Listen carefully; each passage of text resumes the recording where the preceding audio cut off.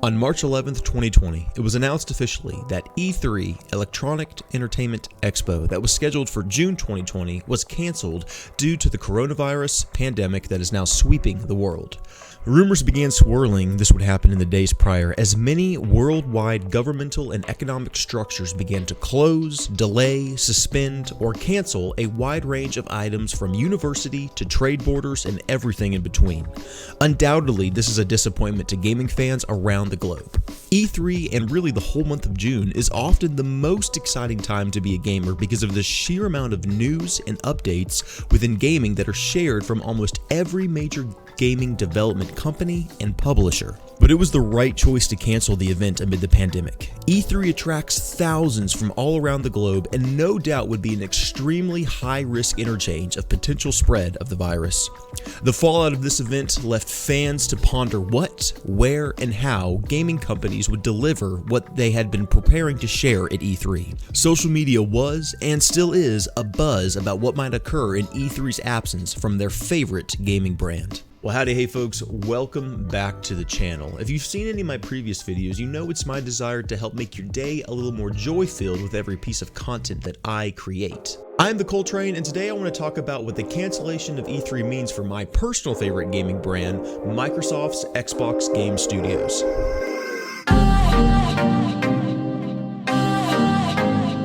Being an Xbox guy and fan myself, when I first heard the news, I instantly began to look across Xbox's official channels about what their contingency plan would be now with the cancellation official.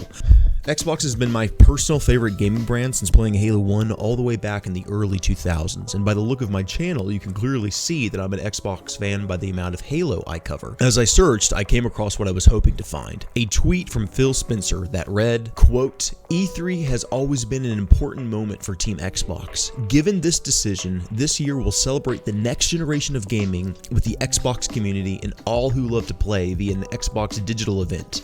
Details on timing and more in the coming weeks." And this was no surprise. Of course Xbox Game Studios would hold a digital event. Their brand is too big and, more importantly, at too much of a critical time not to do something. Particularly since E3 2020 was going to be extra special. The Xbox Series X, the exciting new console from Xbox to kick off the next generation of gaming, was to be the flagship component, as was their flagship launch title, the long-awaited Halo Infinite. With having such a tough go from a business perspective and a first-party library content perspective in this current generation, though to be sure the last couple of years of Xbox have been really good, Xbox Game Studios is in a critical time as a gaming entertainment enterprise and really do need to leverage every opportunity they can to ensure that they have a good start on this next generation. So with all of this in mind, I began, like many of you, to really wonder how all of this would impact Xbox. Three things came to mind that I wanted to share here today. Number one, the first thing is I don't believe that this is going to impact Xbox in a negative way. Xbox Game Studio is now, under the helm of Phil Spencer, a stable enough gaming brand to not need the annual spotlight of an event like E3. In fact, I would argue that the last 2 to 3 E3s, especially with Sony and Nintendo's departure from being present,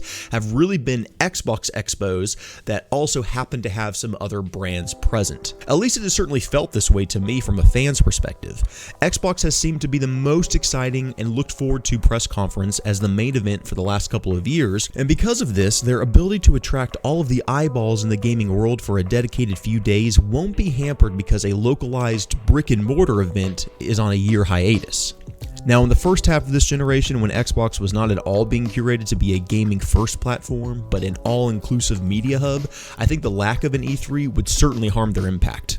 But from an end-user experience, I don't think, particularly since the majority of the audience who watches E3 does so online, that this is really going to feel inherently different or be any less impactful to us from a fan-user experience, which leads me to my second point.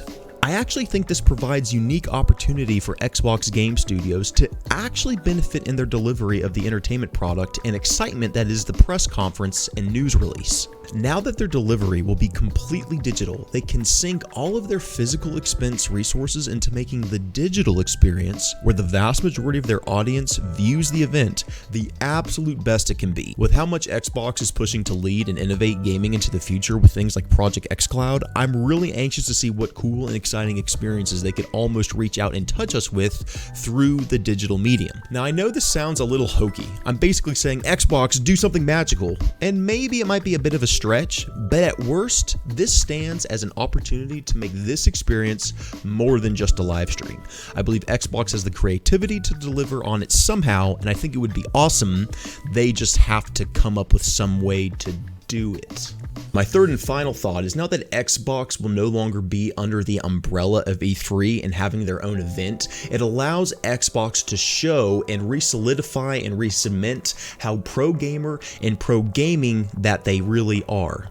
If you spent any time reading about or listening to Phil Spencer and the type of thought patterns he has towards gaming, it will be very evident to you that this man loves gaming and loves gamers because he himself is one first. This is unique because I'm not sure there's any other brand head right now that loves gaming as much as Phil does. This is extremely important because it means that Phil, the gamer, has real input along with Phil, the businessman, when making decisions for the brand of Xbox. I believe we see tangible fruit of this dynamic with the sheer number of brand partnerships and studio acquisitions Xbox has made over the last couple of years.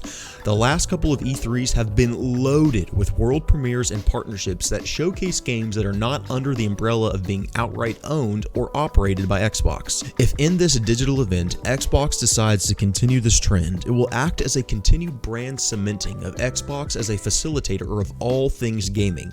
It will reinforce a lot of games and developer studios that are not first-party owned as Xbox partners or in some kind of relation which only stands to benefit Xbox by association. So these were the couple of things that were rolling around in this big old head of mine after the news of E3's cancellation. While I'm bummed with the rest of you that it got canceled, it certainly is the right call. With the pandemic of the coronavirus sweeping the world, every industry needs to be taking the precautions necessary to stop the pandemic. So I'm really glad E3 and the rest of gaming have decided to do this. But let me know in the comments below what you think. What do you think this stands to benefit for Xbox, and what do you think this means for the future of E3? Of course, if you also want to chat with me about this, come find me on Twitter and on Instagram. We can talk about it there. If you've enjoyed this video, then a like and a share with others would help me immensely, and consider subscribing if you'd like to see some more content from me. But please know that your viewership is always enough for me. Thank you so much for watching, and happy gaming.